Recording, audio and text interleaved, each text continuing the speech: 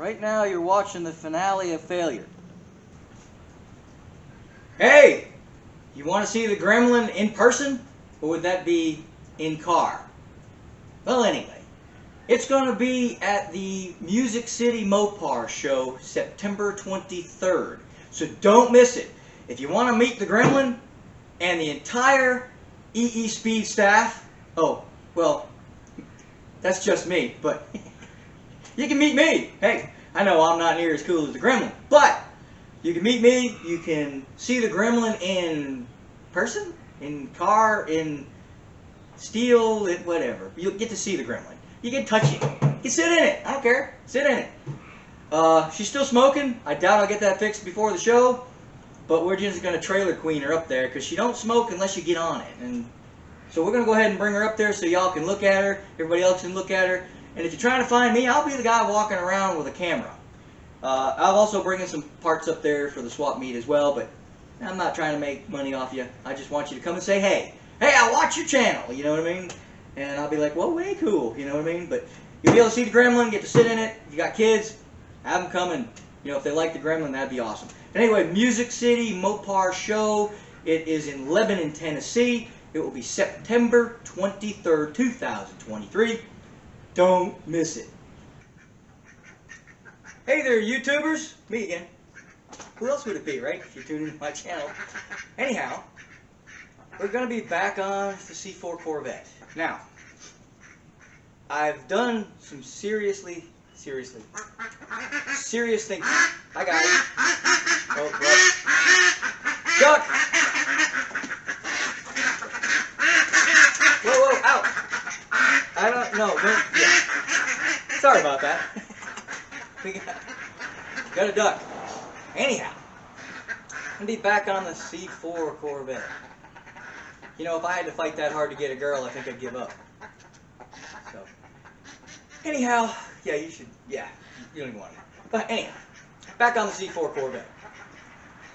Now, we have tried everything that I could think of. But I'm not a quitter. Although, I have seriously been considering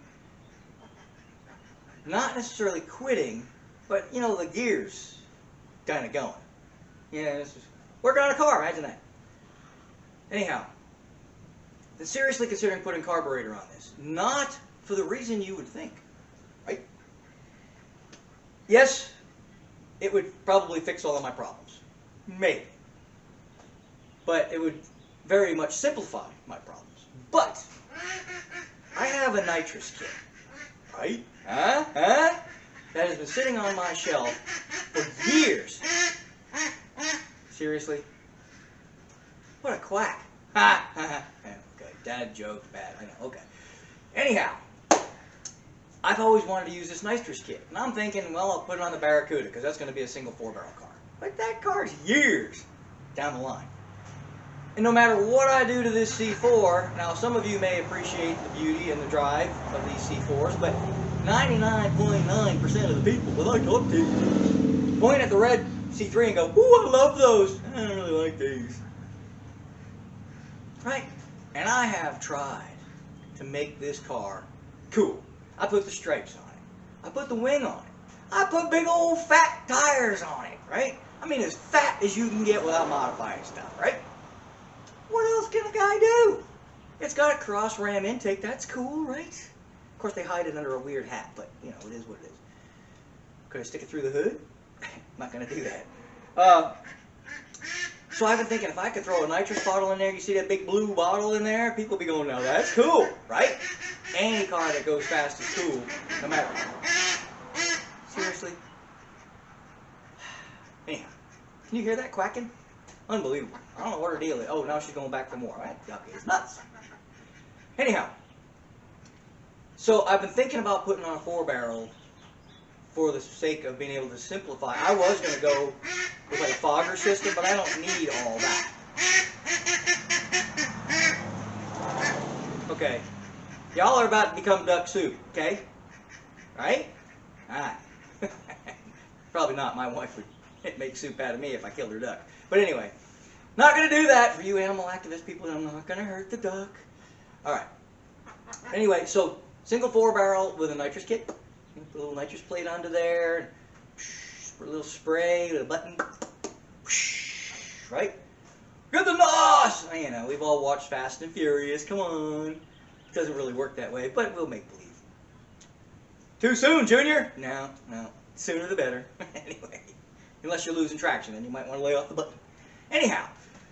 So that's my thinking. However, I want to kind of stick with the fuel injection for really 2 reasons. One, it's original, right? And I'm not a big originality kind of guy, but it is rare. Only 2 years had this crossfire injection, and that would be 82 and 84. Can anybody out there tell me why they did not put it on the 83 Corvette? It's a trick question. I'll let you guys comment on that, and you tell me why they didn't use the crossfire injection on the 83 Corvette. Let's see what y'all come up with. See if I got you, right? See how much you know about Corvettes. Anyhow, I've been thinking about it, and I've been talking to some people, and I had a guy, no lie, today, he came in and bought some Barracuda stuff, and he was talking about his, what was he saying? It was a truck or something, and he put a new fuel pump on it because it didn't have any fuel pressure and it couldn't get it to run, so he put a new fuel pump on it, and like a month and a half later, it started doing exactly what this car's doing. He did exactly what I've been doing, chasing all sorts of reasons why it would do that. Thinking in his head, I put a new fuel pump on that 2 months ago. Can't be that. So finally, what's the one thing I haven't done? Yep. Put a fuel gauge on it, right? See what kind of pressure I'm dealing with. He said he put his fuel gauge on there and he was getting like 20, 25, 30 pounds. And it would go less and less as he hit the throttle. And that's why it was bogging out. Because this has to have 45 to 50 pounds. 45 to 55, I think it is. So if it's got less than that, kind of sticky. That could be my problem. So I figured fuel pumps either work or they don't, right? I don't know if I've ever had a fuel pump sort of work, just not put on enough pressure. But I do believe these might, I don't know for sure. I know a lot of the later model ones, they have the fuel pressure regulator built into the fuel pump. This one, because it's got regulators on the throttle bodies, I figured it doesn't need one on the pump, but I bought a generic pump, right? I just bought fits in like 6,852 cars. So it might have a built-in regulator to sit right around 40 or 50 pounds. If that regulator inside the pump is messing up, guess what? Yeah, it's going to do what it's doing. And that would explain why it works sometimes and works not other times, because the pump could have a bunch of crud in it, or just failing and run slower or faster at times, thus causing this issue. So is that the problem? I don't know, but we're going to check it out. Problem number 2. Like a dingbat, after you saw me do all of that stuff on this car about cleaning out the gas tank and cleaning off the screen, putting a new fuel filter on it, and then even going as far as getting into this distributor to make sure that it wasn't all fachi-qua. That's a real word, by the way, I think. Maybe not, I don't know. Anyhow, fachi-qua, definition. Not good, right? Okay. So I put the old gas back in. That was brilliant, right? Why did I do that? I looked at it, it looked okay. I didn't see any water. I filtered out all the crud. So I put the old, nasty gas. But it shouldn't have been actually old, I'm sorry. It should have been old because I've been putting gas in the car. But I've got the car down to there's like 4 gallons in it right now. So we're sucking off the bottom. And that's why I cleaned it, because I thought I was getting all that sediment. Might have put water back in, or just bad gas, you know, because it's getting so low, it's sucking off the bottom, and gasoline will float on water. So we're sucking up a bunch of water, if there's water in it. It's like an idiot. I probably got water in the gas. So we're going to try that first. I got some dry gas, because I am not, if you remember, I don't know if I videoed that, but I was sucking gas to get the siphon going. Got a lot up my nose, not good. So anyhow, don't want to suck on a gas tube anymore. And the fly, you need to die. I hate flies.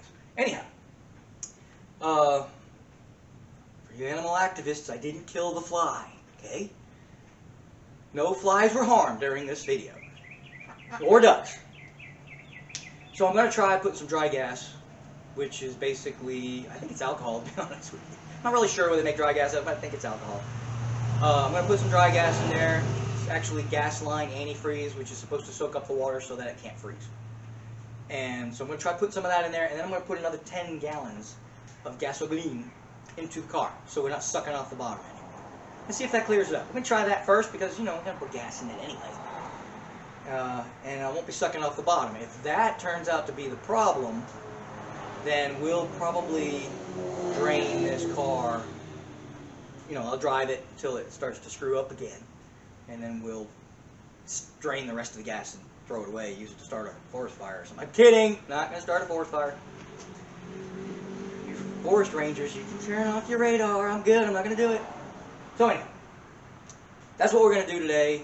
I'm going to, because we did talk about, after the last video, I did talk about trying a new computer. And I did mention the dry gas thing and or bad gas thing. So that's kind of where we're at, and maybe possibly the fuel regulators up in the front. I really don't think that's the problem, because the symptoms. You know, if fuel regulator goes bad, it's probably bad because it's leaking. It's usually all that can go wrong if the spring stops working. And that is possible. The spring ain't working right. It's not likely that it would happen, in my opinion, the spring go bad while you're driving the car, as opposed to maybe it's just getting a leak in it. But we'll check those too if we don't fix it with the gas. So we're going to try dry gas. We're going to, lost my train of thought. Dry gas, add more gas, and then I'm going to check the pressure. I'm going to put a fuel gauge in line, check the pressure to see where we're at. If there's good pressure the whole time and she's running, even when she's running bad, there's still good pressure, it's not fuel related. Okay, we'll nick that one right in the butt. So there's no more fuel problem. That ain't it. So then we're going to start chasing the electronic demons and go from there.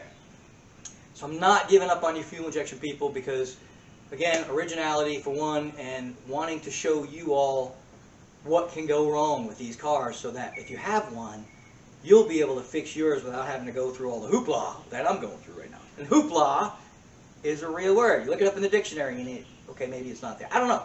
Could be. I never looked. But hoopla just means a bunch of stuff I don't know what the name of it is. So that's where we're at today. That is the plan. Hopefully, with a little luck and a little bit of prayer and a little bit of gasoline, we'll get this car by the end of this weekend anyway. I don't see today because it's getting late in the day. I had to do some work on another car, fetch some parts, and then I kind of took a nap. Happens. Sat down to watch a show, you know, and I don't know, I love this guy's show. It's a YouTube car video. Love this guy's show. He was the inspiration for me starting my channel. But every time I watch his channel, I fall asleep. I don't get it. But now I do the same thing with NASCAR, you know.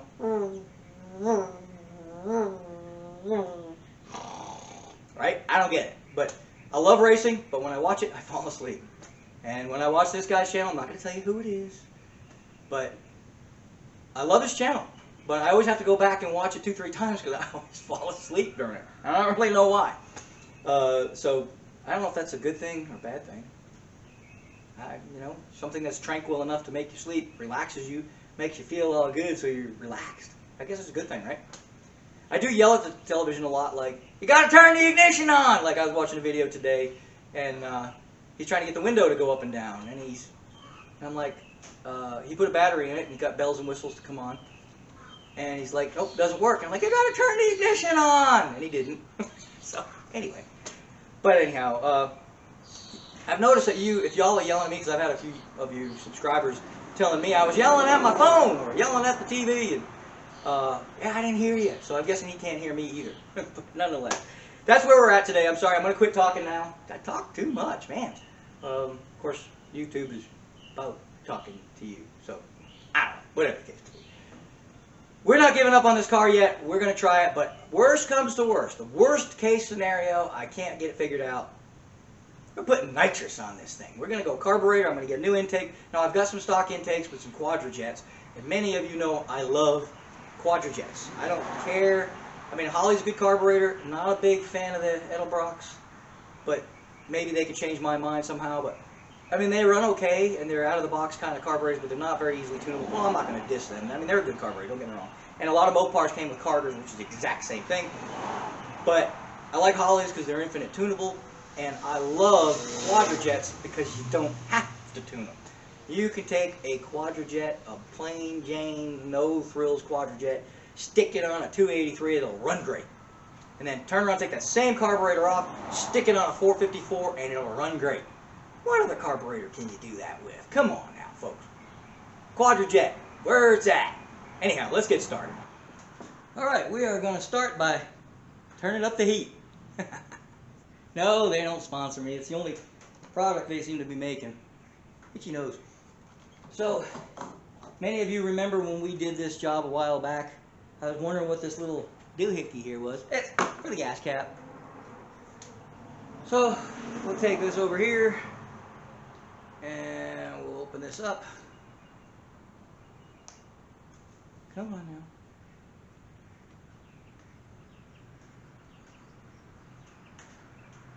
Okay, it's going to be a half-an-hour video on opening a can of heat. No, it is not. There, how's that? Alright, we want to make sure we don't get any of this foil in there though, so let's peel it back. Alright, we're good. Now we're just going to pour it in.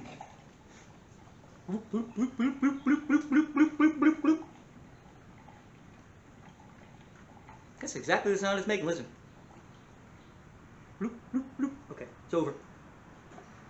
Alright. That little flappy thing in there is kind of annoying, don't you agree?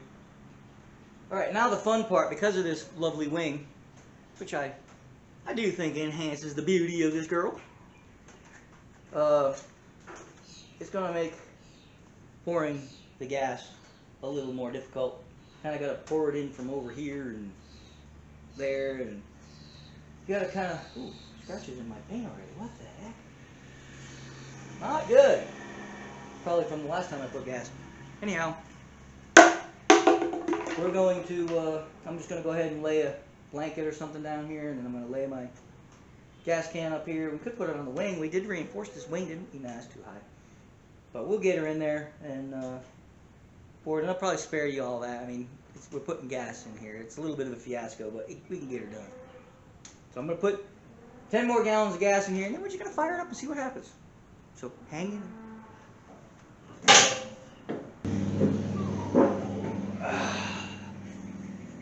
Just because I'm a glutton for subscriptions, I'm going to go ahead and show you me doing this.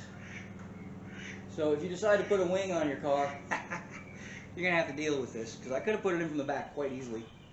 But I'm going to bend this hose, because it makes it easier. And then I'm just going to bring it in here. Oh gosh. I'm going to bring it in here and stick it in the hole. Now, because this is, there we go. And then you just got to crack this little thing just a little bit. Otherwise she will spill gas everywhere.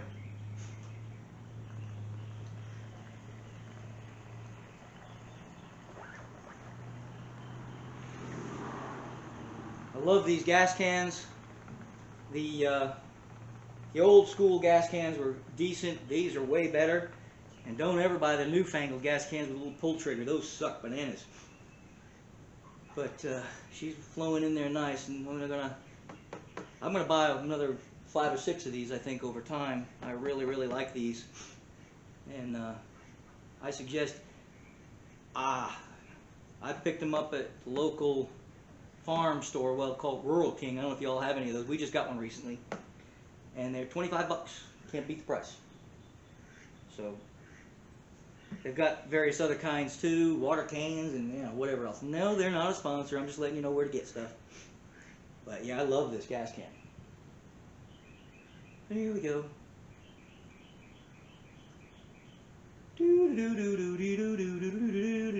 Yeah, probably gonna cut the film somewhere around here.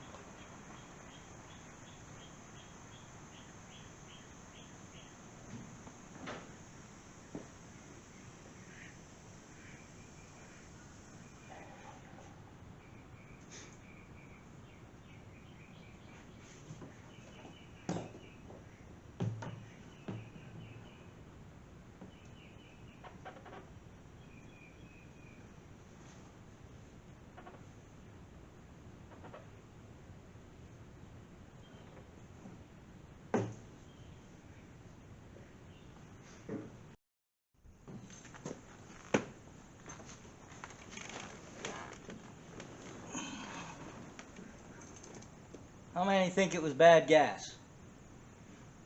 Just you? That's it? Okay, well, we'll see if you're right.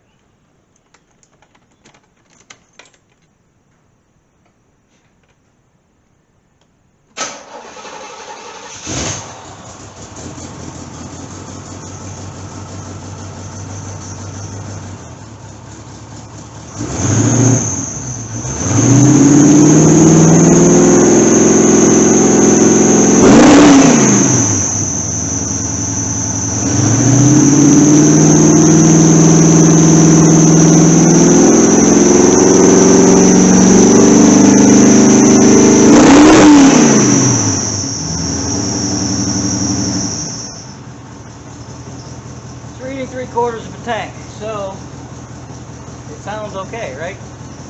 We've been here before.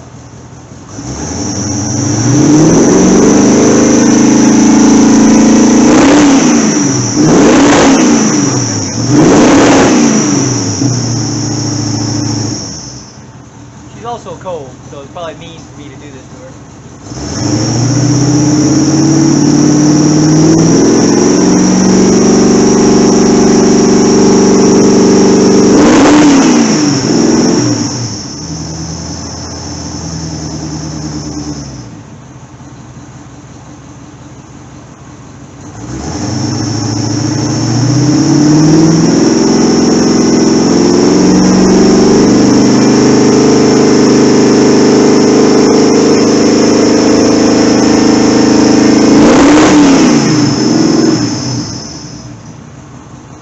I don't know. Let's take it for a ride. Well, here we go. I don't have a lot of hope, but I am an idiot for putting the old gas back in it. Don't ever do that. If you clean out a gas tank, throw the old gas away. Or use it in your lawnmower or something. Don't put it back in the car. But no, I'm an idiot. So better you learn by me being an idiot than you be the idiot. So we're gonna do a couple of little dry spurts, you know, to see if she'll bog going this way before we take her out on the open road and find ourselves broken again.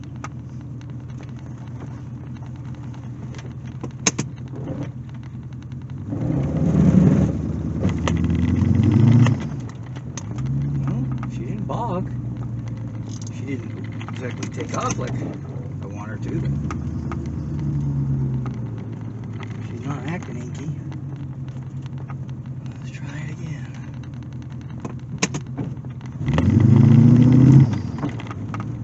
Well, not too shabby. It's not doing the goofy thing. I'm gonna roll down the windows because it's hot in here. I still have yet to fix the air conditioner. We're gonna do that eventually. That's one of the Achilles heels of these cars, is those AC units. I'm really scared about going out on the road though. But I'm only gonna go around the block the first time.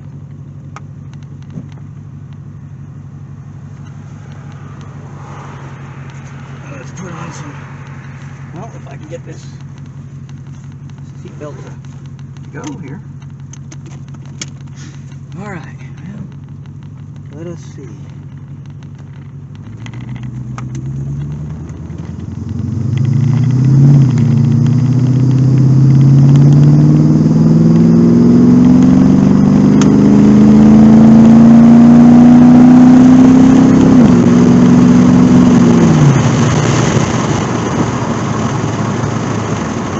Kidding me, right?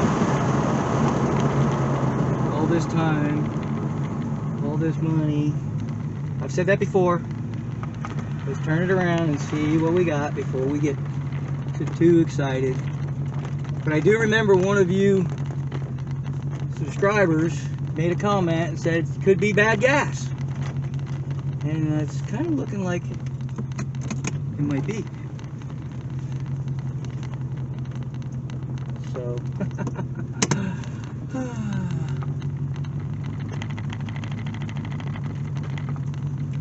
like an idiot, I took that gas out and put it back in. Not funny. Not funny. Ready?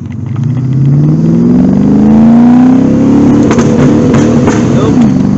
Well, maybe a little. Nope. But that's not the same problem.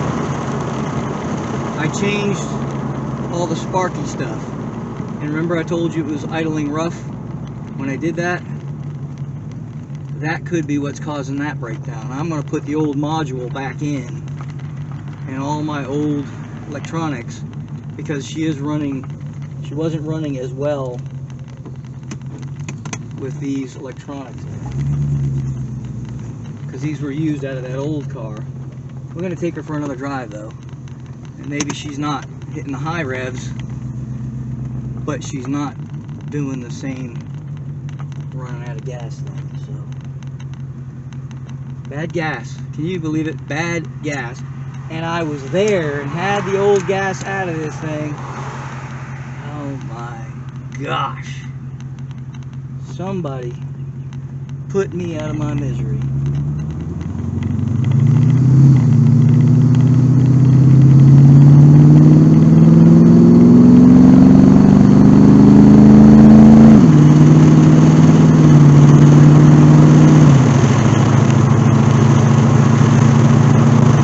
Go very far.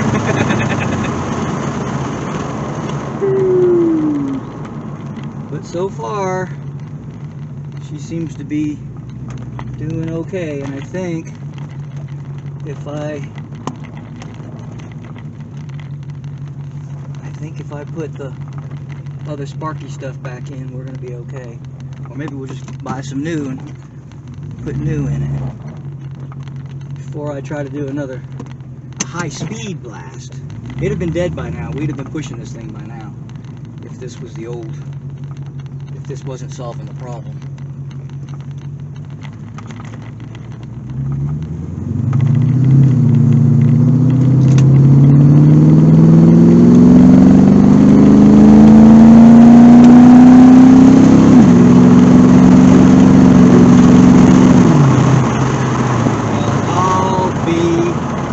Dipped in a horse buggy, folks.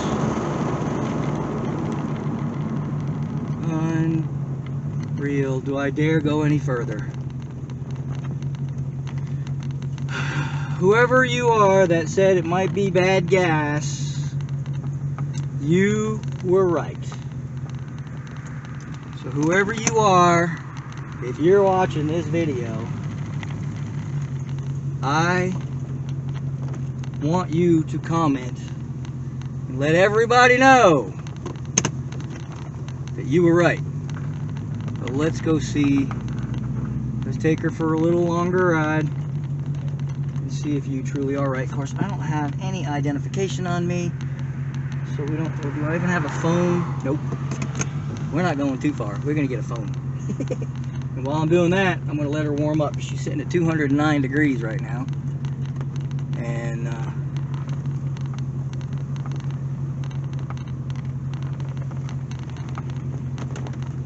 I'm going to let her warm up a little bit while I grab an ID and a cell phone, just in case. I got to call the old wife. You know, because this is just too good to be true, I'm thinking. 4 gallons of gas is pretty much out of gas for this thing.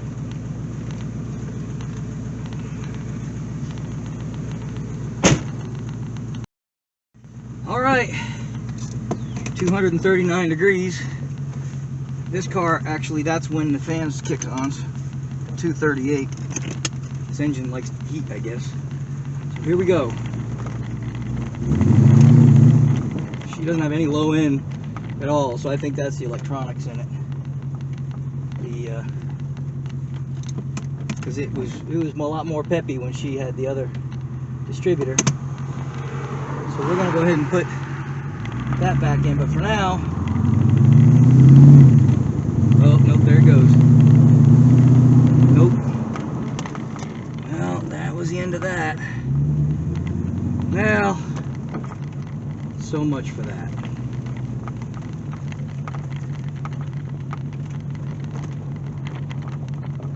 once she got the temperature, she started messing up again. No sense in going further. Well, it was looking good for a little while there. That's what I don't understand about this car. Is it'll look good for a little while and then it'll just start messing up again. So that's when it's got to be heat related. Well, let's check the fuel pressure maybe when that pump gets to working for a little while. Yeah, there she goes. No good. So we're going to put a fuel pressure gauge on it and see what she's doing. Man, you know, just when you think you got it. So whoever it was that said bad gas, nope, you weren't right. I was hoping you were. Couldn't be that simple, right?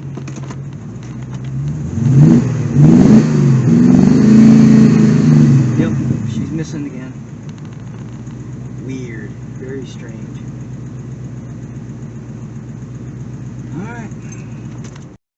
Here's what I'm working with.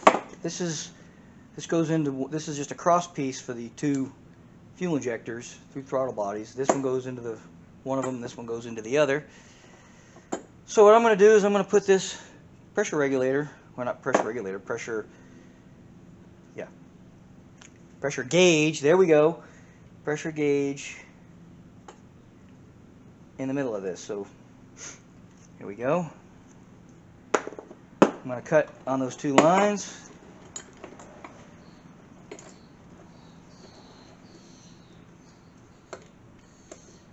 Well,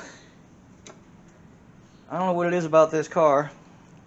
It seems to want to play games, like run fine for a few minutes and then run like crap once she gets warmed up.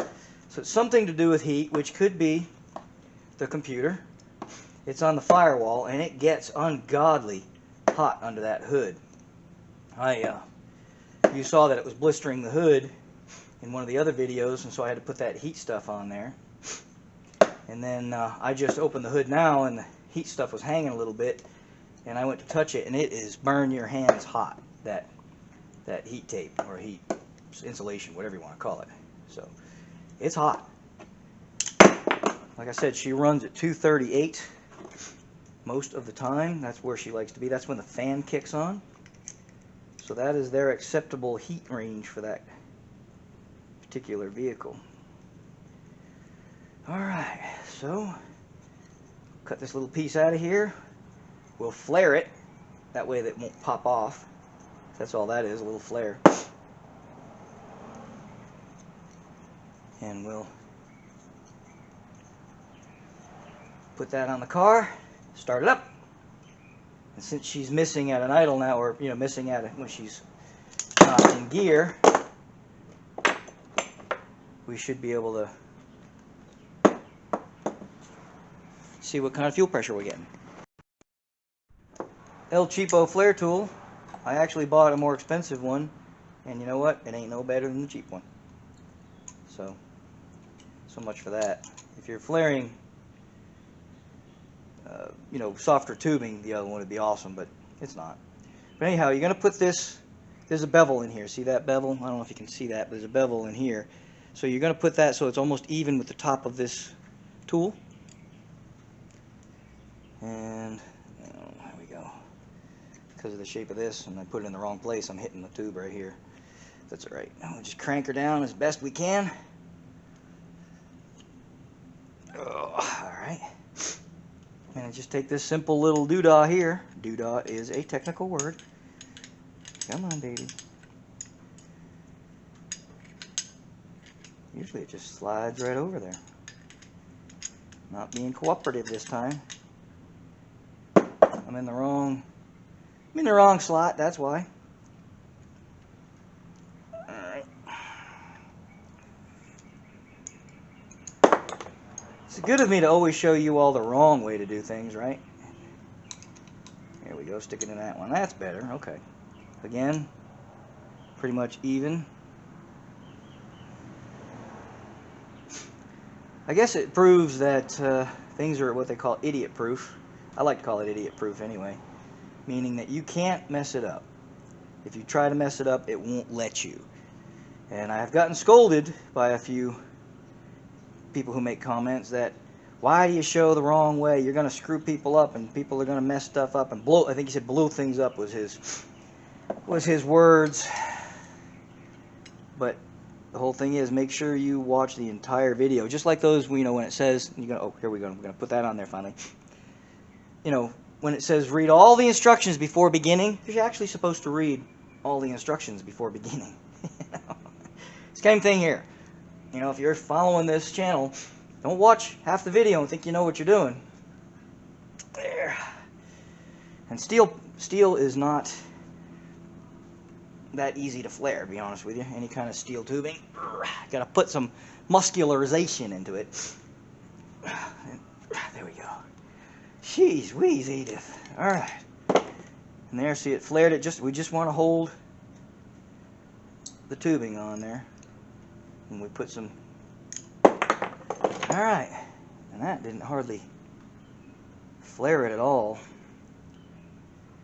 That'll work. I'm going to flare it a little bit taller. So again, I'm going to put it back in, but I'm going to set it up a little bit higher. Okay. On that.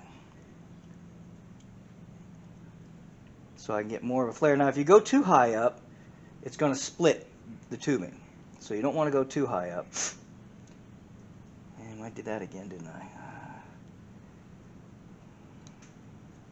There we go. Alright. There. I'm pretty high this time. It's probably going to split on me. But you don't have to put it all the way in either. You don't have to put it all the way down.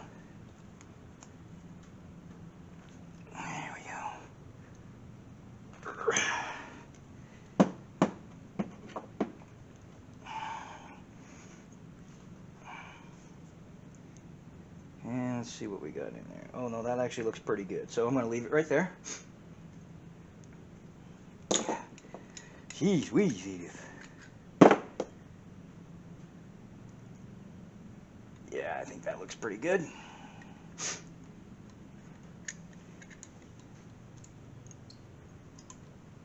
That's much better. There we go. Alright, now we've got a little bit more of a flare. Alright. And that'll just be enough to hold that tubing on here. And we're going to go with this one now. Do the same thing all over again. Alright. I'm going to put some clamps. 2 on each side. Well, we'll start with one side, I guess. Just work this on there. Oop, I might have made this hose a little long because it's going to run out of tubing there. Let's see. Yeah, we need to shorten this one up a wee bit. To about there, I'd reckon.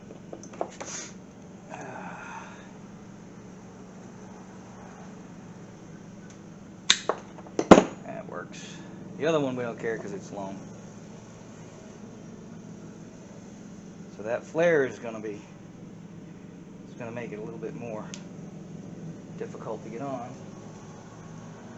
Okay, it's going to make it a lot more difficult to get on. I might have to go grind a little off the edges. Might have made that flare a tiny bit too big. Let's check this side.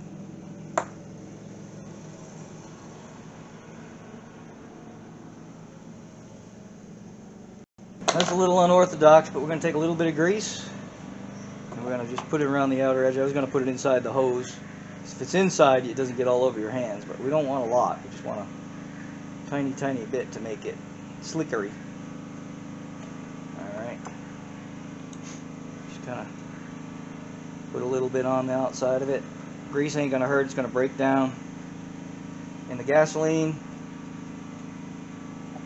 So that's how we're going to do that. And I just realized these hoses will go over the clamps will go over that, so you don't have to put the clamps on there. So they won't be in your way. So here we go. We're just going to slide that on there. It's a lot easier with that grease on there. Now I'm going to push it until I can feel it hit that gauge's nipple. There we go. They're back to back. And I'm going to do the same thing on this side. This one's a lot harder because it's only got this little short nib.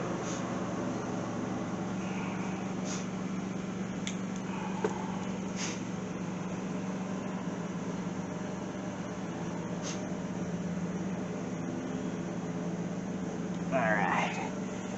So these two are going to be pointing like this, and I want the gauge pointing like that. We can adjust the gauge as we go if we need to. So now we got to put clamps on it, and we'll be ready to put it on the car and try it out.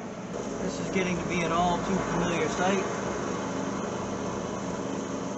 This one you gotta kind of get to hold this one while you fall on this one. I'm using the line wrench because I don't want to strip it. There, that wasn't too bad. Probably should have brought a regular. She's got pressure in there. Woo. Definitely some pressure in there. Let that relieve itself while we crack that one loose. Oh, that one's, whoop, almost did the wrong one. Why'd you let me do that? Trying to get that on there. Almost did it again. Try to get that on there. That's not going to be too easy. This engine is hotter than a bank robber's pistol. There it goes. She's hot.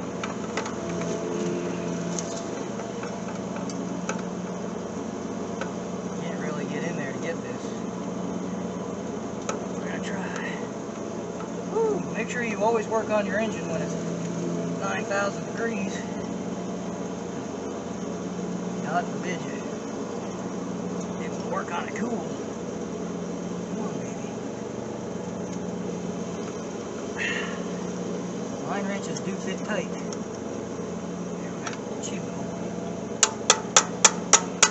Always use the proper tool for the job. More ducks. Now let's see if we can break this free. Nope, it broke that free instead.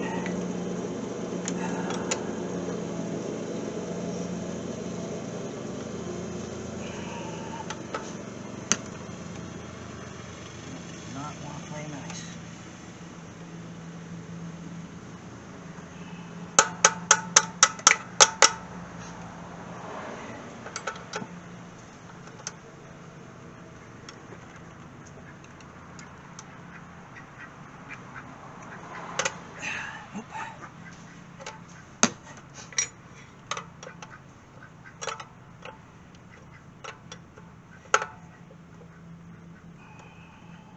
Well, I can get it that way. Then I can't get it up in the... She's gonna be a humdinger. Just can't get it up underneath the throttle body.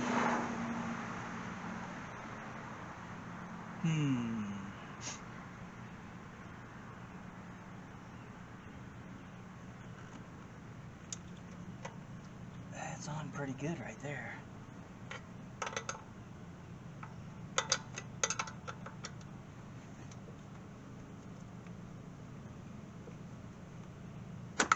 There we go. Use the old hand hammer. Alright, that one came off nice and easy. There we go, get this out of the way. I was getting fixing to grind on that wrench a little bit, which I hate to do because it's a S&K. There's no more pressure on that. I wonder if there's pressure on this one, because there was zero pressure on that other one. Now we let all the pressure off. Okay. Well, so, folks, I'm going to replace this crossover. Oh, there's a little bit of fuel right there. I'm going to replace this one with the one we made with the fuel gauge on it.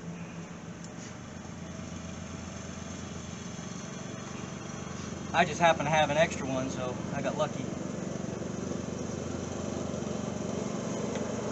Let's see how much trouble the gauge is going to cause me if I I put it in a bad spot, which it looks like I did because it's wanting to mess with these throttle cables. But since it's for testing purposes, we'll put the other one back on later. So what we're going to do, just put it over the throttle cables. I made it a little long. She's not wanting that. Alright, we're going to have to shorten this one up a little. Alright, we got the gauge in here. 40 pounds is going to be right about here. It goes all the way up to 150. 40 is going to be right here, 50 here. So we want to see this needle stay right about in this area here. Let's start her up and see what happens.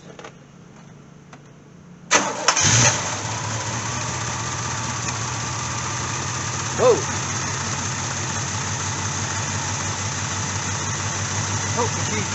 Oh, she's leaking like a fish. Hang on. You got big leaks right here.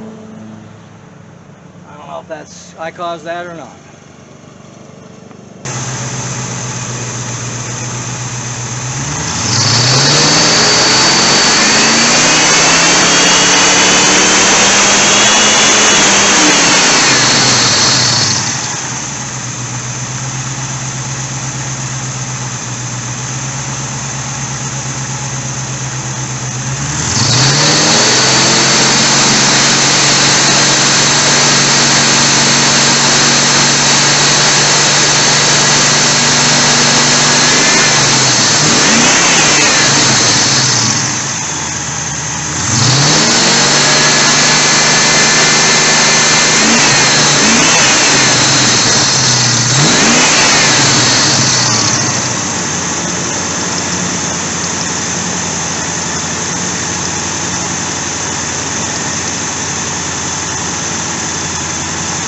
Got a pretty good fuel leak right here. For whatever reason, this line is leaking. I don't dare make it any tighter than it is. That part scared me a little bit because I got gas everywhere. It's dripping really good. It's just dripping out of here though, I think. Yeah, it's coming out of that line.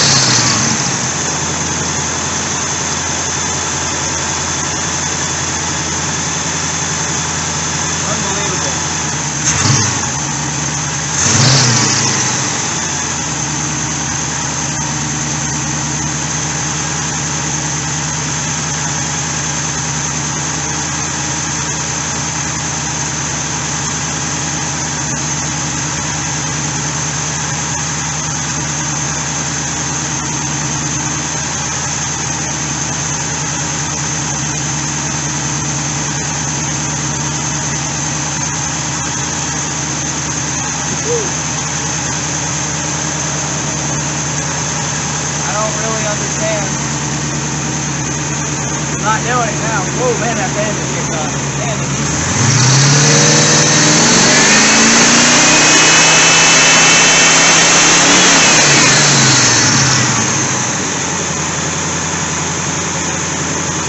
not doing it now.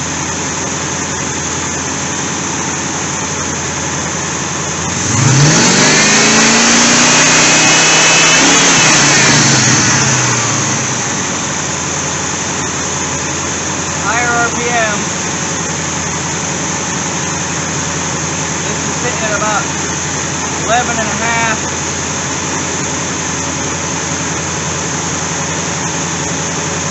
When I rev it, it goes down maybe 10 pounds.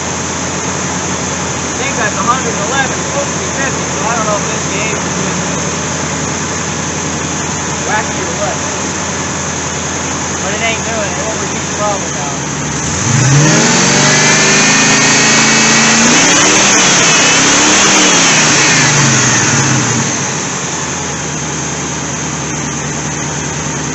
Unbelievable.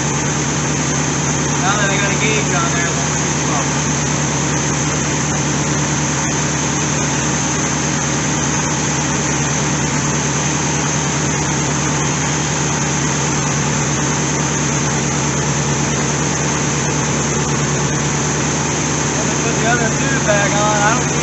pressure problem, of course, not repeat the problem.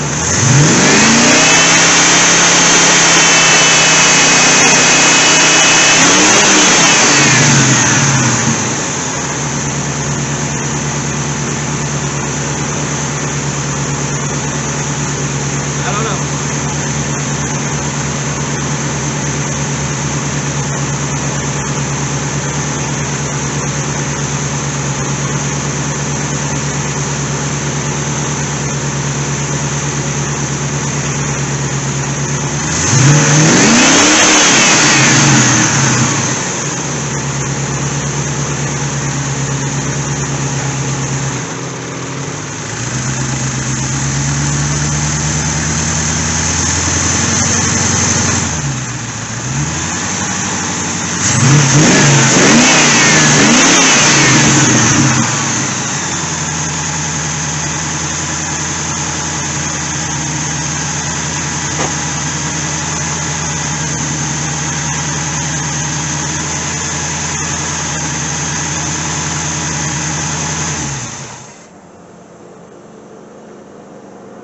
When the doctor's in town, the problem goes away. I don't get it. I just don't get it.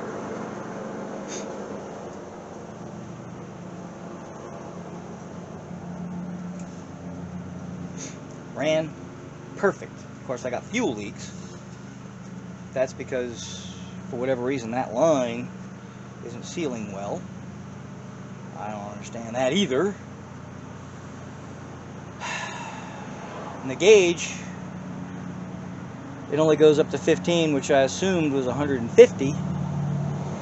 But maybe not. Maybe that is only 15. But as you can see, she's running fine at whatever she's at right now, which is reading about 111, 111 and a half. I don't know. I just don't know. I may or may not have found the problem. I thought this gas gauge was times 10 pounds, but it's actually actual poundage, and it only goes up to 15 pounds. And it was sitting at basically 11 and a half pounds, and would go down as low as 10 and a half pounds when I revved it. I think, I'm going to double check, but I think it's supposed to have 40 to 50 pounds. And so 11, 12, not bad for a big carburetor, but not good for fuel infection. So now I was having a leakage problem, and I'm not really sure why that was happening. But I'm going to do some research, and if indeed it is supposed to be 40 to 50 pounds at, of course, there's regulators. I was checking it after the regulators. I don't know. So maybe after the regulators, 11 pounds is good. Well, no, because it's coming out of the one carburetor, or out of the one throttle body, and going into the other throttle body. So this piece is actually feeding. No, it's not. There's an actual feed tube to both of them. Yep. So this is just to balance them, I think. So this is after the regulator.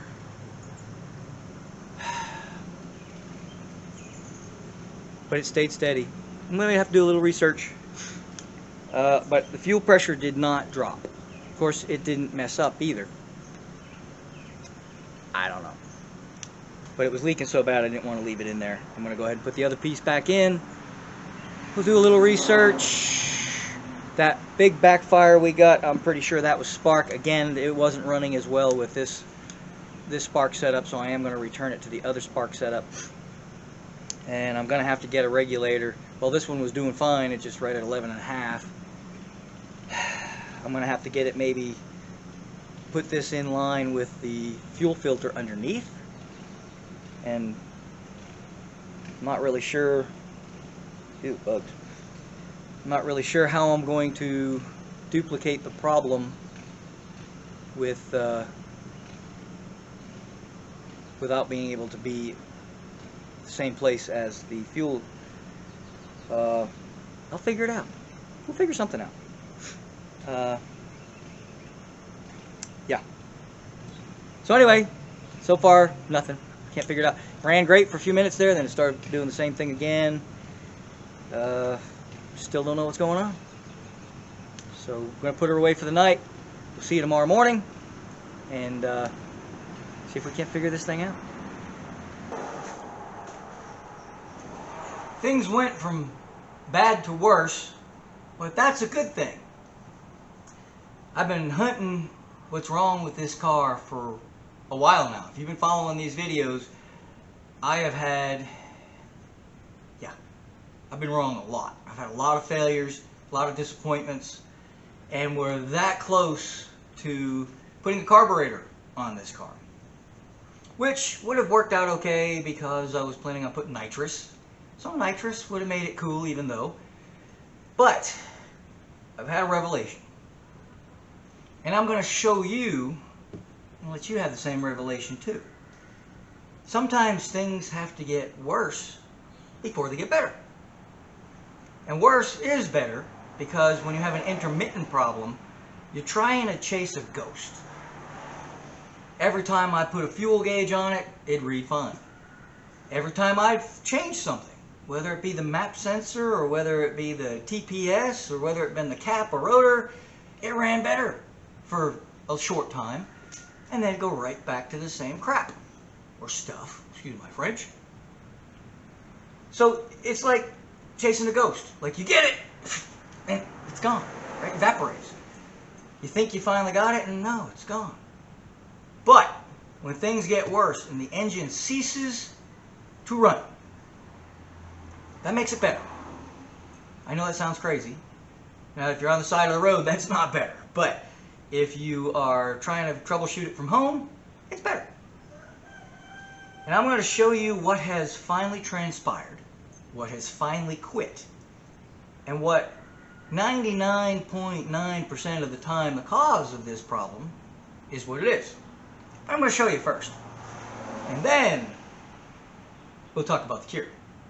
So, here we go. I want you to watch the fuel injectors very carefully.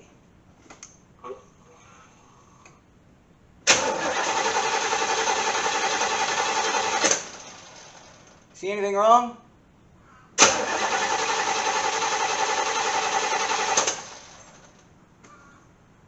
There's no fuel. There should be fuel squirting out of here. You've seen it 100 times when I showed you other videos.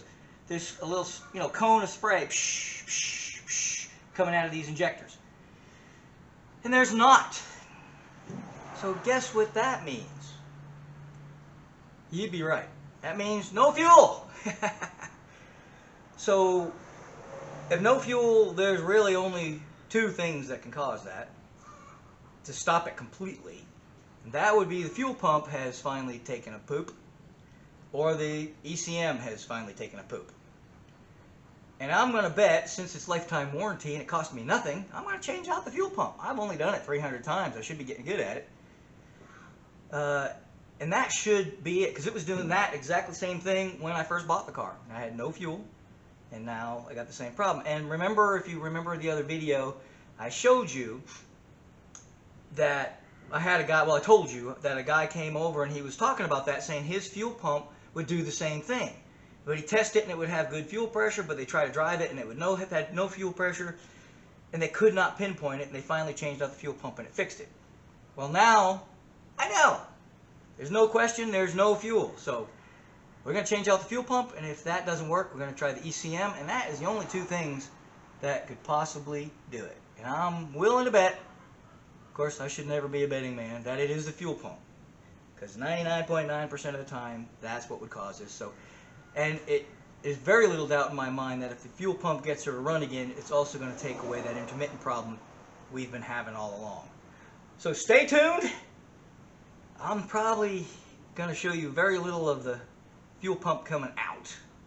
because I've done it 500 times already. So here we go. Well, now it's time to replace all of this. Sending unit's new, so we're going to keep it. But I got to get this off of here, this screen. They didn't give me a new one, cheapskates. I think the last one they gave me like 2 new ones with it. This one they didn't give me any. So we're going to have to try to pry this off of here without damaging it. That's going to be the fun part.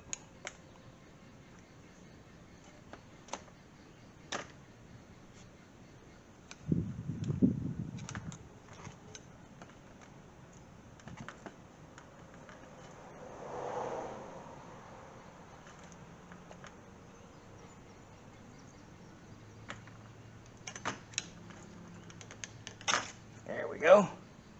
Not too bad. We boogered a little. Now inside it looks great because you see all this sediment on the outside. We're going to clean this again because she's still got a little bit of dirt, but not bad. We're going to blow it out from the inside, but the inside, if you can see that, looks darn clean. So that's a good thing, because I was thinking maybe some of that crud got inside this pump, but it didn't. I'm looking inside of it right now and it did not. Alright, now get this little clampy thingy off of here. Easiest way to do that is you just kick it sideways.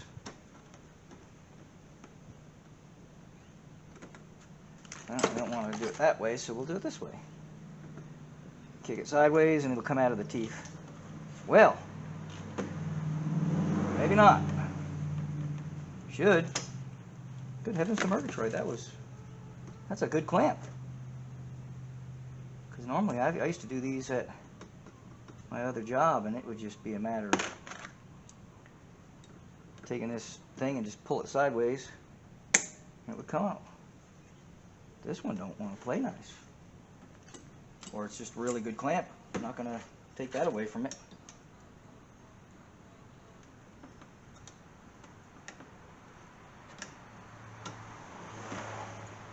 Jeepers, bro. That's a stubborn little bugger. I don't want to ruin it because I thought I might use it again, because they gave me a crappy one for this kit. But oh well, I guess we're using crappy.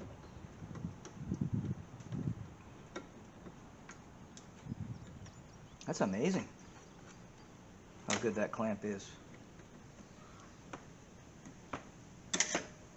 Jeepers. There we go. That's what I was trying to say. Just twist it and it comes off. But woof, it didn't want to play nice at all. Alright, now we just take this off. That hose don't look real good either. These modern fuels are kind of #1 junk. So this just has a little clip. Pulls it right out. Pull the fuel pump out of here. Pull it off like that. And that's pretty much it. Here's the old one. And this hose came off with it because we're going to replace the hose with a new one. And I don't know what happened to this one, but I'm looking inside. It don't look bad inside either. I don't know if you can see any of that, but it doesn't look like it got any of that crud. I guess she just gave up the ghost. But they gave me this little doohickey in here. It says Delphi Technologies. World's changing and so are we. We are now Delphi Technologies. I believe, if I'm not mistaken, this was a Bosch. The first one I bought. Which I have a lot of faith in Bosch. It's what BMW uses. But maybe Delphi bought it and it says they've changed it. So hopefully they've changed it for the better. Because I don't want to buy another one. Well, I didn't have to buy this one. Lifetime warranty is a wonderful thing. So, now, oh great, they gotta give me an adapter. Oh, I don't need the adapter, what am I saying? I already got it on there, look at that. So, I guess that's for other cars. They give me this. What are you supposed? Oh, that's a new seal for the, what? I don't use those kind. I guess this is a little bit universal. This gives me a new one of these. Let's see if we have, this one don't have, I don't have the little doobie-dobbies there. So let's see what this, oh, look, we got another one. Guess we got two to pick from. Oh, it gave me 2 clamps. Look at that. That's wonderful. We got a new hosage. Ah! Oops, almost dropped it. Stress test. Alright. It's a direct replacement though, because look, woohoo, we just nick that in there, we're wonderful. Alright, so pop that. Put the hose on there. Put a clampy.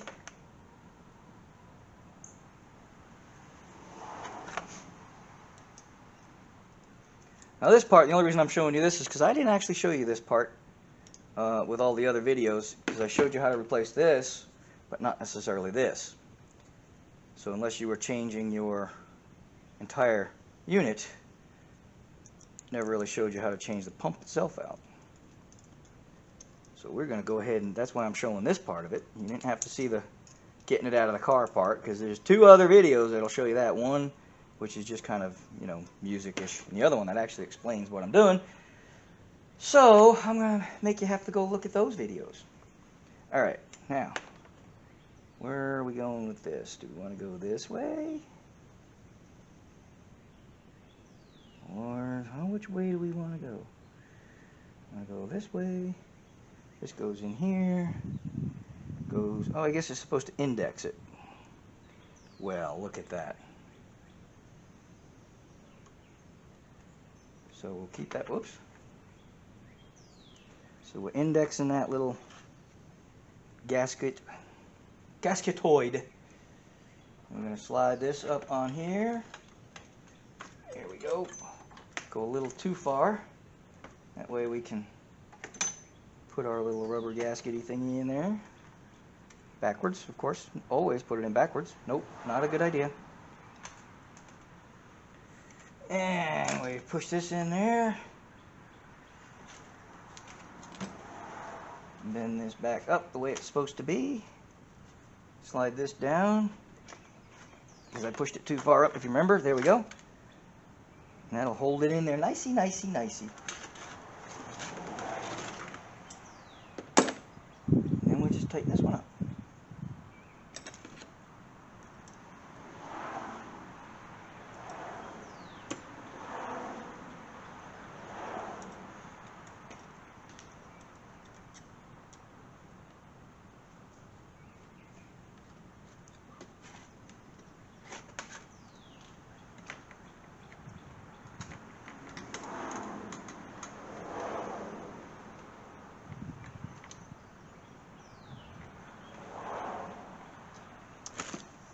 Now, and then we can plug this in. Here's the goofy part of it. This is the part you got to kind of know. I'm going to go ahead and clean this real quick. But you have to know which way this goes. Because when it goes in the tank,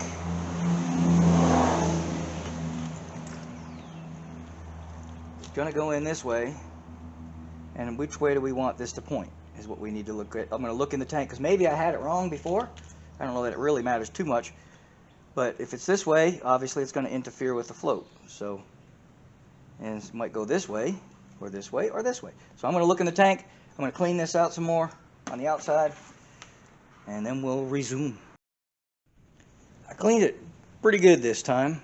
I got some carb cleaner and I blasted it real good. She's clean as a whistle on the inside. So I'm going to grab a hold of this. You just got to grab the pump. Nothing else is going to be able to handle the kind of pressure you're getting ready to put on this. And it's got a little nib right here that's going to stop this from going on too far. So we're going to just push this on here. It just presses on. It's not rocket science. You're just going to push it on and look at it and make sure it's sealed all the way around, and this one is. It goes on easier than it comes off, trust me. Oh, I got an extra clamp on here. Oops. Yeah, that wasn't going to hurt nothing, but we might as well take it off of there.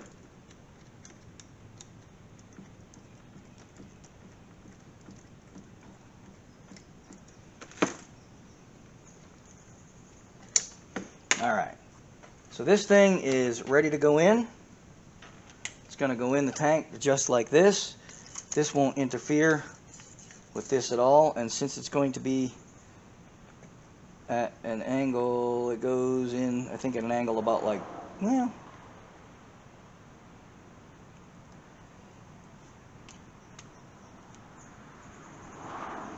yeah, I don't know, it goes, almost goes at an angle like this, I think, but anyway, that'll be nice and out of the way. It almost seems like, I don't know, it seems a weird angle for this. You'd think it'd go in about like this, and maybe it is like that, maybe the bottom of the tank or something, but I don't know. Anyhow, this is how it goes in. We're just gonna go slop it back in and see if it works.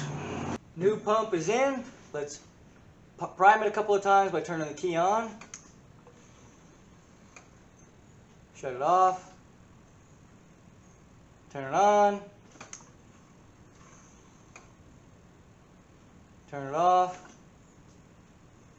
Turn it on. Turn it off. Turn it on. Fire in the hole.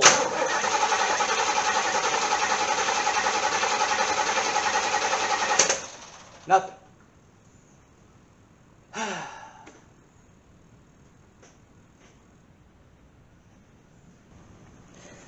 Well, I'm getting a little tired of being wrong, but what can I do? I'm going to check the fuel pump relay, which is right down in here. I'm going to unplug the wiper motor first because it's in the way. This plug just kind of making it hard to get to. Now you probably, let's see, I don't know if you can see it from there or not. Right here, yeah, I guess you can if my hand would get out of the way. Right here is where the relay is. It's got two little, looks like maybe 10mm bolts, nuts, I mean, actually, that hold it on. So I'm going to go ahead and take those off and pull it up so you can see it. Still haven't tried the ECM yet, but I'm not ready to try that yet.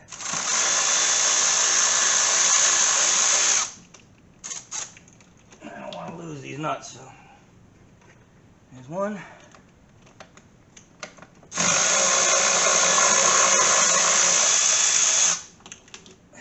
There's two.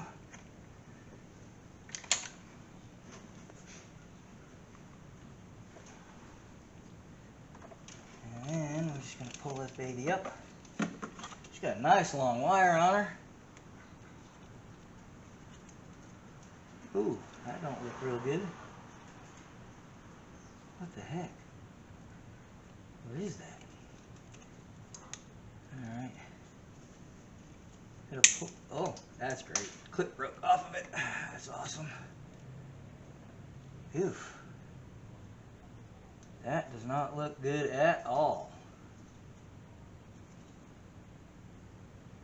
That wire looks like it's melted. Something tells me we may have found our problem. I mean, this is just total goo.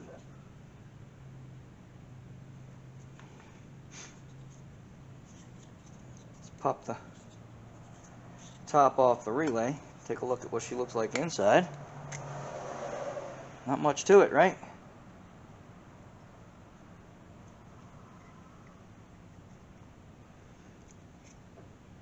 What we'll do is we'll plug it back in here. Great. Which way does it go? Well, I guess this way, because I don't think this is idiot proof. Maybe it is. Yeah, it's got a slot. So we're going to take that top off of there, plug her back in. It's got another nib on the other side I didn't see. And we're going to turn the key on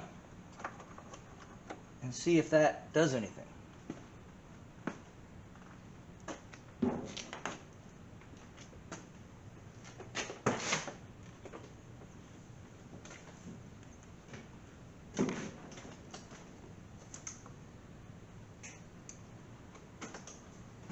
I don't see it doing anything to you.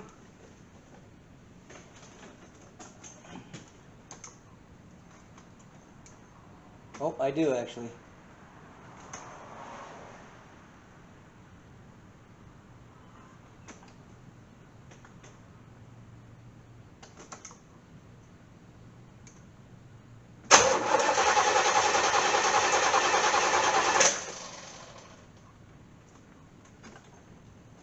I do see the relay pulling in.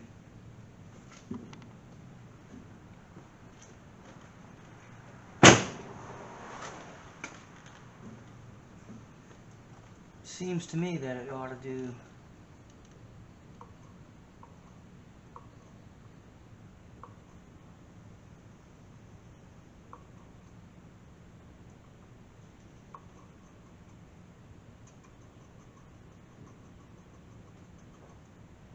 I can actually hear the fuel coming to the fuel injectors. You can actually hear it. So they're just not firing. I am probably back to the ECM again, because I can definitely hear that fuel. I'm going to go ahead and crack this line loose real quick, because I think if I do that, you're going to see fuel coming out of that line. Here's the good, the bad, and the ugly. If you haven't already noticed, I don't know what I'm doing. Not on the electronically controlled stuff. You give me a car with a carburetor, I'll figure it out. But when it comes to this, I quit working on cars professionally in 1986. This car that we're working on was brand new at that point. Didn't need me to work on it. The dealer still did it. It's still under warranty. Excuse me, I was drinking ginger ale. But here's an ECM. I pulled this out of my parts car. Not, if you know where to go and how to get it, it's not bad. But I didn't know my butt from my elbow taking this thing out of there, and I was trying to take the whole dashboard apart. That's why it's good having a parts car, because you don't tear up your own car.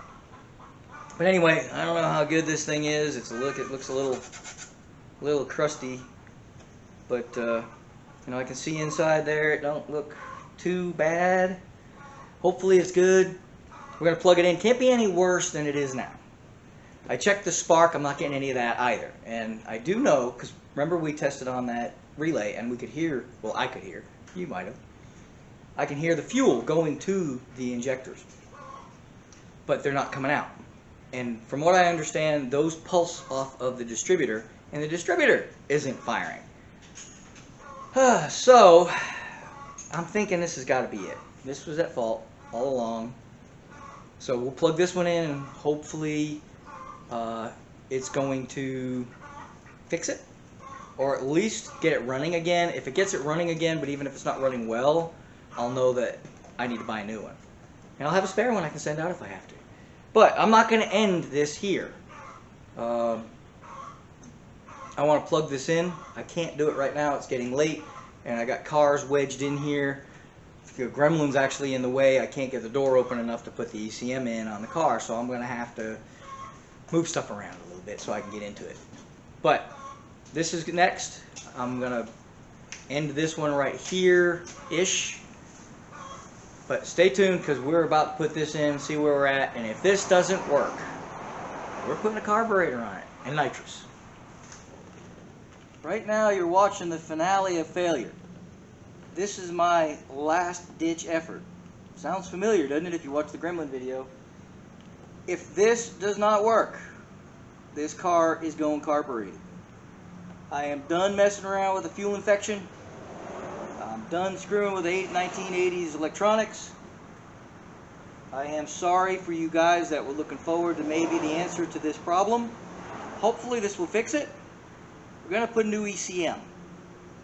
But in the meantime, I got 4 or 5 of these I got to take out to get a panel out of here. And then once I get the panel out, we're going to pull the ECM, and I'll show you how that goes. So here we go. And trust me, there's no room in here at all.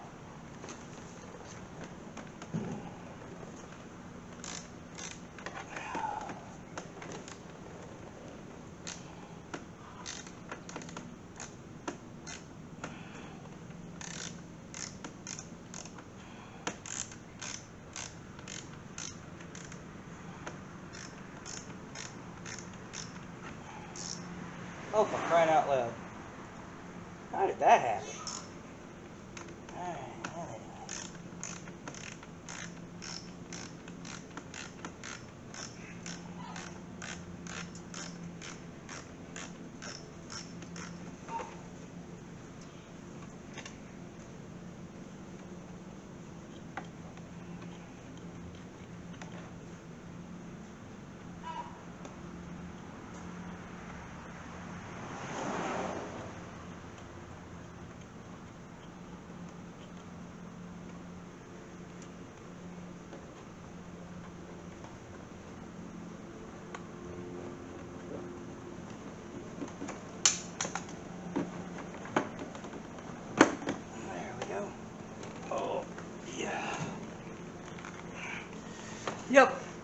wiring galore. Here's the panel. Woo. And there's something or another wedged over in here that you have to kind of scoot it out sideways. Anyway, we'll just throw it over passenger side. Alright, now let me show you this. Here it is. ECM. It says you're supposed to change the prom. The only prom I'm familiar with is like put on a tuxedo and, you know, high school prom kind of stuff. So I'm guessing that's not what they're talking about, so I don't know. It's a bow tie thing. Maybe. I don't know. There's some kind of computerized jazz going on in there. And there is a little trap door looking thing that's pretty rusty on this one. I don't even know if this ECM is any good. But if this don't fix it, doesn't matter if this was still a problem and this is no good. I'm just not messing with it no more, folks. I'm sorry. We're going carbureted. But it won't be so bad. And I'll show you why.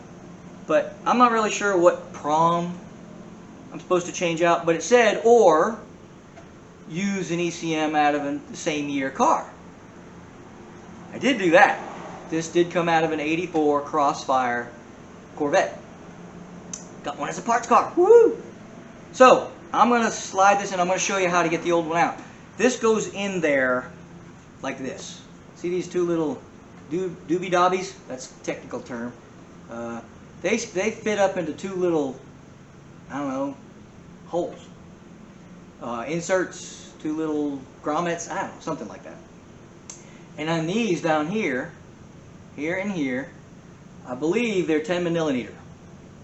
So all you're going to do is, you can't see them unless you can fit in there. I can't fit in there. You'd have to be, you know, little.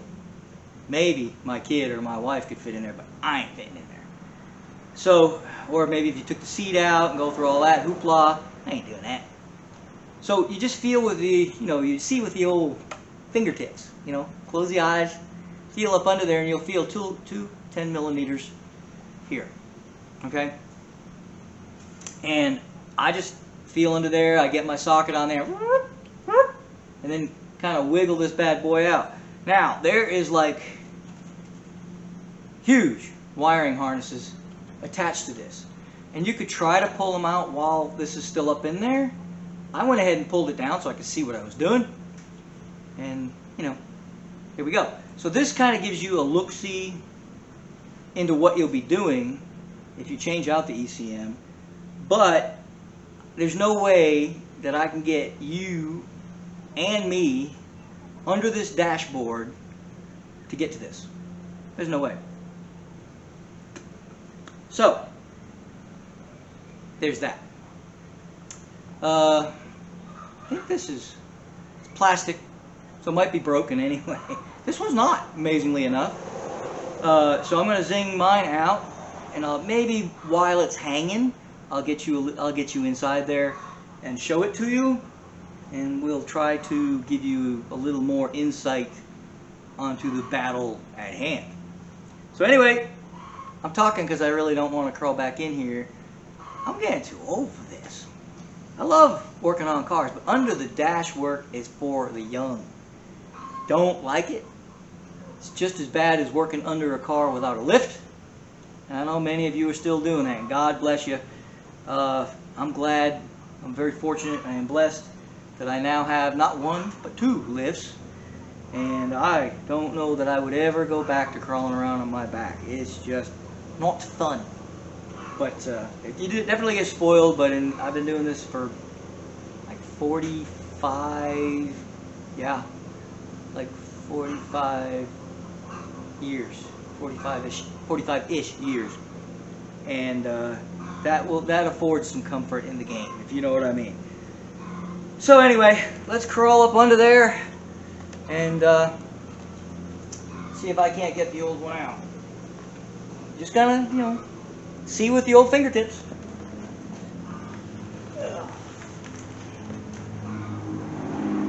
Where are you, baby? Where are you, baby? And it's quite alright, I'll find you, baby. Oh, that one's not even in there. Oh, that one is. Oh, there's no socket on my wrench. What the heck? Okay, yep. The side of the car is digging into my hip.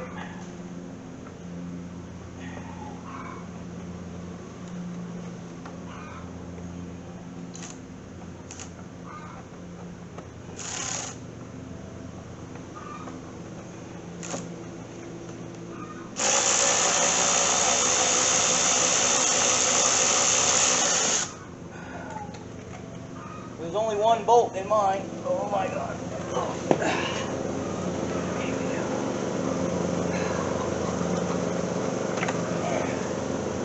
Wow, mine looks to be in better shape.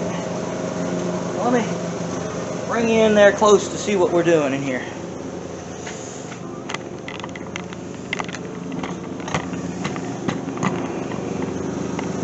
There she be.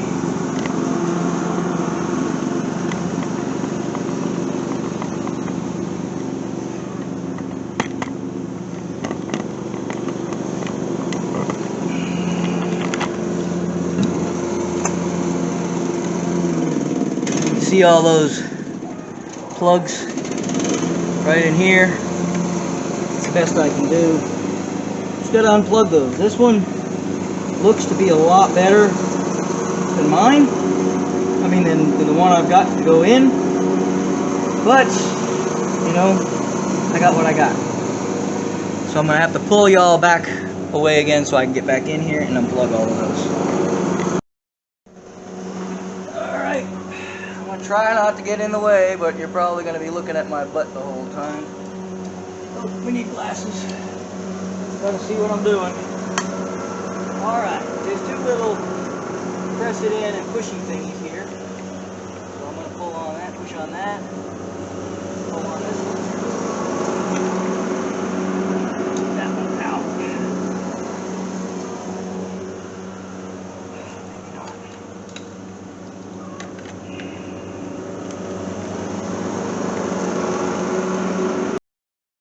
Sorry about the audio, folks. My significant other, she's cutting a lawn again.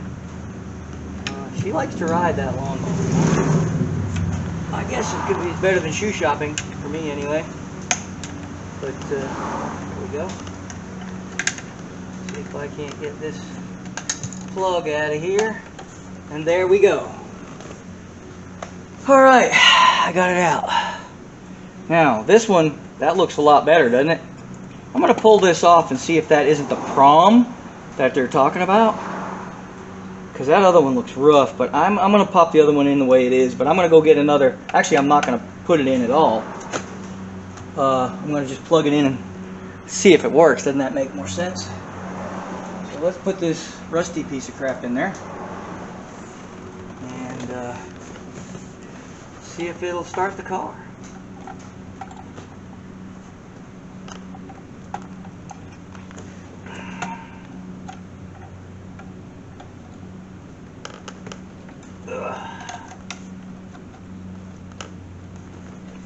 Because if it doesn't, there we go.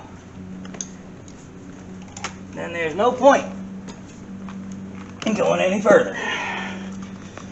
So let's see what happens. Pay particular attention to the fuel injectors, because let me take my charger off of here. So pay particular attention to them. See if they start squirting fuel. Because as of right now, I have no spark and no fuel. And I don't know if I have power to the coil or not, because like I said, I'm kind of done. So plug in the new ECM. We're going to fire this car up, or try to see if she suddenly starts having any, even if she's still running crappy, if we're starting to see any kind of activity we'll know. All right, here goes my fuel pump. Oh, there we go. Well, I guess the ECM was to blame.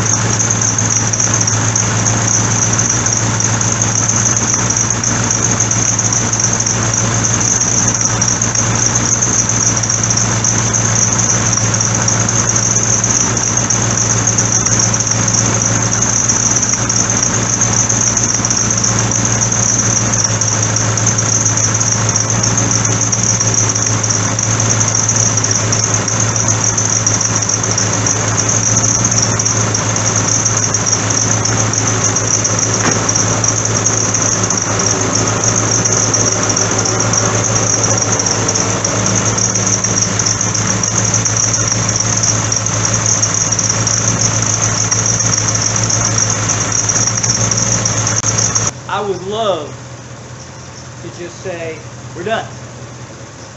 But I don't think we are. Boy, my head's really big. let's see if we can fix that. Wow. Woo! I've got a big head, but not that big. Yeah, that's a little better. Okay. Anyhow, it's running. That's good news, because before we changed out that ECM, I had no spark, I had no gas, I had nothing. I could hear the fuel, I could jump out the fuel pump. I think you all remember in this video, because it wasn't that long ago, it's been like 2 or 3 weeks since I started this video. This is just the ending of it. So far, it looks like we may be foregoing the carburetor. Not bad, right? At least we know what to do.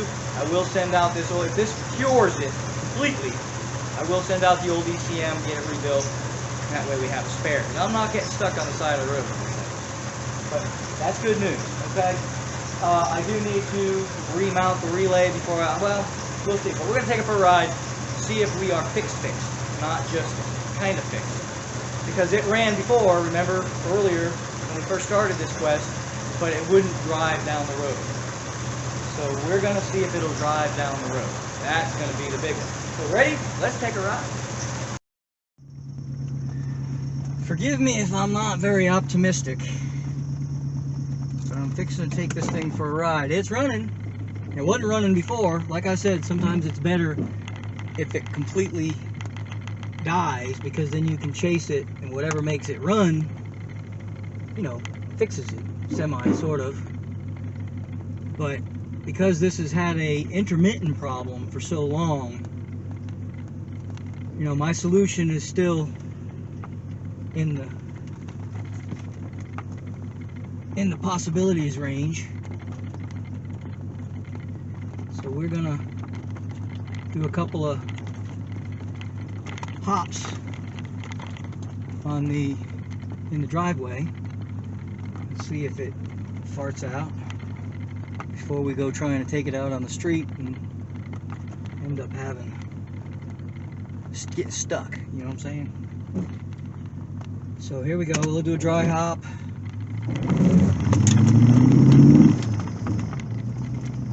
It felt promising, but I've been here before. Let's try it again. Do another dry hop.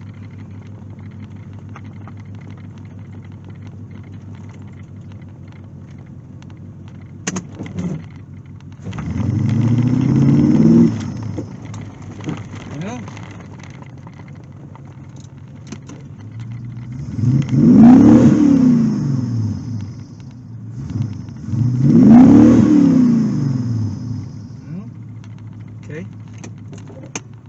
I guess all we can do is take it around the block and see if we're fixed. I'm a little nervous. I don't feel like fetching this thing with my trailer today. It's Sunday. I want to make it an early day. If this works out, we're done.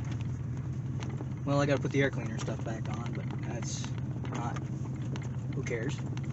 Oh, I got some nuts and bolts there on the dashboard. I think I'm gonna roll down the window because, you know, kind of hot in here. All right, here we go. Oh, there's a car coming. We don't want to break down in front of nobody. Pretty sad when a rusty old ECM works better than a one that looks good, but that is what it is. Okay, let's take it for an easy drive first.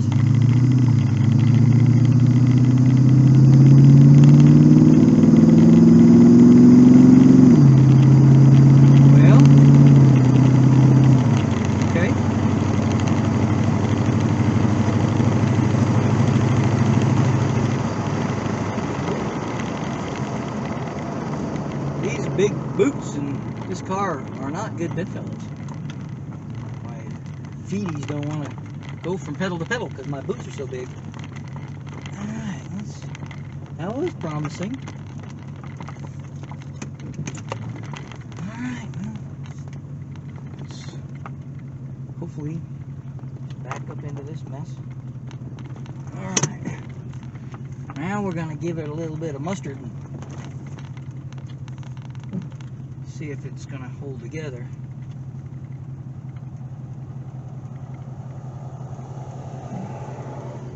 Alright. Guess the secret is don't wear your seatbelt. Alright, ready? Come on, old girl. Whoa, okay. Oh, I should have shifted sooner. Well, okay. That is a different problem. That is spark. And if you remember, I put that crappy stuff in my, the old stuff in the distributor. I'm gonna put the good stuff back in. But that was promising. I held it in gear too long and was over revving it. She definitely has some, she needs to tune up, which I took out of it originally trying to fix this problem. So I'm going to go back, put all that goodies back in, the new stuff back in the distributor. I'm going to take it for another ride. So far so good. I'm not going to downshift it this time, I'm just going to drive it. Let me put my seatbelt on. Let's see if it still runs good with the seatbelt. Oh, okay, well, the seatbelt won't come out. Let's open the door. Come on now. What the heck? Oh, there we go. Alright. Seatbelt engaged. Alright. Anybody coming? That'd be a negative. So let's go.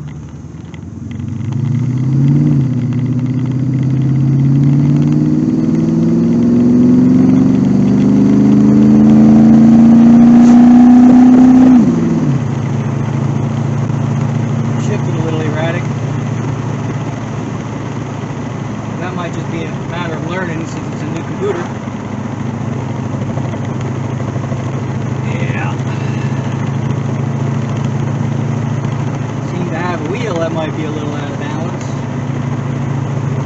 We're still not going to go very far because I'm not very trusting. But we're doing 60, 62. She's still running. Let's find a place to turn around. Well, I hesitate to say it.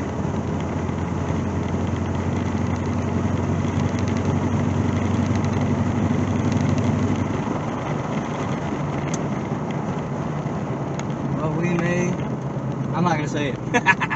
I'm just not going to say it. We are going to take it back home. It's a nice little house. They just built these houses. They're building up my neighborhood. These are nice little houses though. If I didn't need all those acreages to store my parts, I wouldn't mind living in a neighborhood like that. Alright, old girl. So yeah, we might have to do a little bit of distributor attention here, but so far so good. Well, maybe we ought to wait till these other cars go by. You know, there's never any traffic on this road until you want to pull out. Isn't that crazy? Alright, here we go.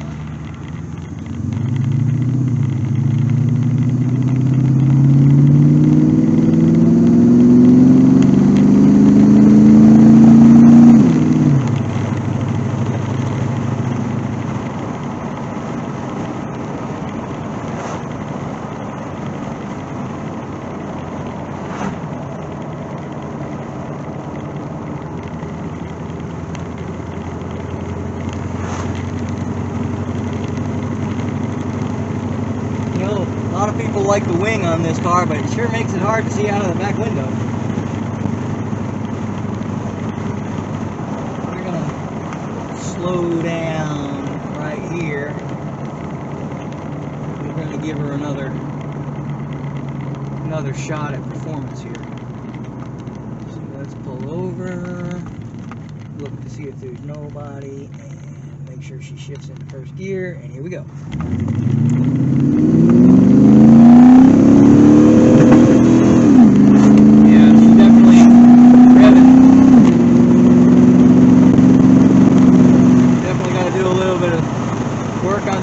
She's breaking up at higher RPM, but I'll take it. I will take it. I guess, you know, I talked about changing out the ECM like 300 years ago. I guess I should have done it 300 years ago because it fixed it. I didn't want to say that because I was nervous, but she is working well. So this clears up another lift. And it also concludes another video. So let's go ahead and pull her in the old shop, because I do still need to put the air cleaner and stuff on.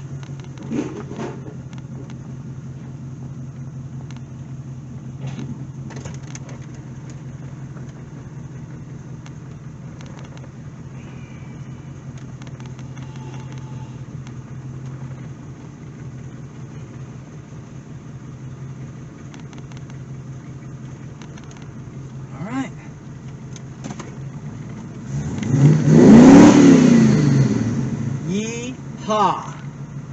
I will take it.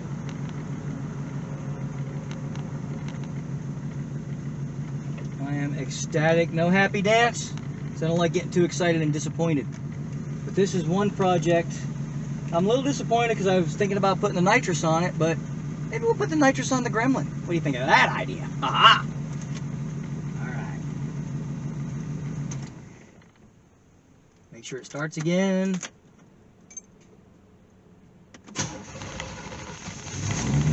Oh yeah, baby. I'll take it. We got coolant temperature 222, oil pressure 47. It says I got 46 miles left on my... I sure hope I got... Oh, at this speed, I got 47 miles left. Of course, I'm not moving at all, so I don't see how that's going to happen.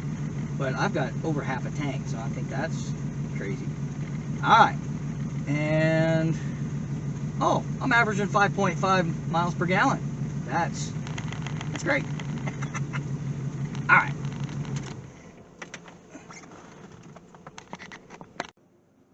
I don't know about you, but I guess you just gotta threaten these cars with modifications.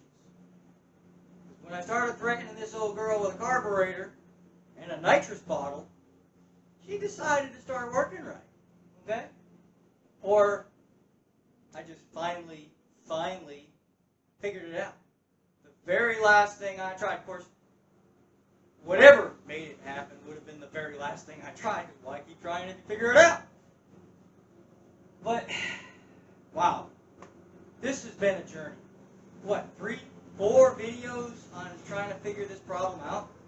And every single time we thought we got it. But this time, I took her for a lengthy ride. And aside from breaking up at higher RPM, which that's the distributor, because I put that old stuff back in. I did a tune-up on this car a while back, and I took all that out because I thought maybe the module was at fault. But we're going to put that old module back in. We're going to put all those parts back in that I took out thinking they were the problem. All along it was the ECM. you know, that's the most expensive thing that can go wrong. But I happen to have another one, and it works, thank God, right? Can't get better than that. But I am going to look into getting another ECM, just to have it as a spare, because if I take this car, like I originally wanted to take this car on like a power tour or something, or if I want to just travel with this car, because it's got a little bit of room in the back, unlike most Corvettes, I want to have a spare ECM, because honestly, you pop them out with two 10mm screws, well, you got to take the little cover off, but you know, you take them out with two 10mm screws and plug a new one in, you don't even have to hook it back up or mount it back up, and it's good to go. Now I'm going to do all that. I'm going to put it all back the way it's supposed to be, off camera, because you can't see in there anyway, but you basically saw what needs to be done. It's still all kind of hanging loose, but we're going to button everything back up again. We're going to start driving this thing, but I am going to look into buying a new ECM for it, or at least another one, maybe if I can get a used one out of another 84, because you don't have to take out the prom, or go out to the prom, or go to the prom, whatever, if it comes out of an 84. So, I might just get another one as a spare, one that has proven that it works, and since this one's kind of hanging out, we might be able to plug it in and try it. Yeah, sure. Anyway, that's the end of the video. Thank you for hanging with me. This has been, I don't even know how to explain it. This has been daunting, at least, when you can't find what's wrong. So, hey, DD Speed, Dan, when you gave up on your system, it was probably a bad ECM. Just say it. Because just because it's new don't mean it's good, right? Anyway, so there we go.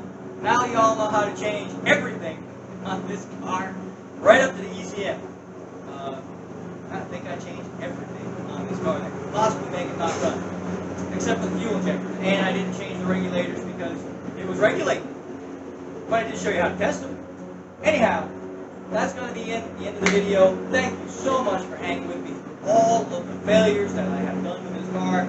We can finally say success. Woo! So cheer with me, shall we? Who wants to take a walk to dinner with me and celebrate, right? Let's have a bottle of wine. Yeah! Okay. Anyway, thank you for watching. Please subscribe if you haven't already. If you have already subscribed, you are the best subscribers in the world. I very seldom get negative comments, so none of you are mean people. Rock on. I appreciate that. I don't mind some, you know, you screwed up kind of jabs with the finger, because I do. I screw up all the time. And I know it. I already know it, so you're not telling me anything I don't already know. But anyway, thank you for being my subscribers. Thank you for being there for me and watching my videos. Hit the like button if you do like them. That makes me feel all warm and fuzzy. My wife and that one.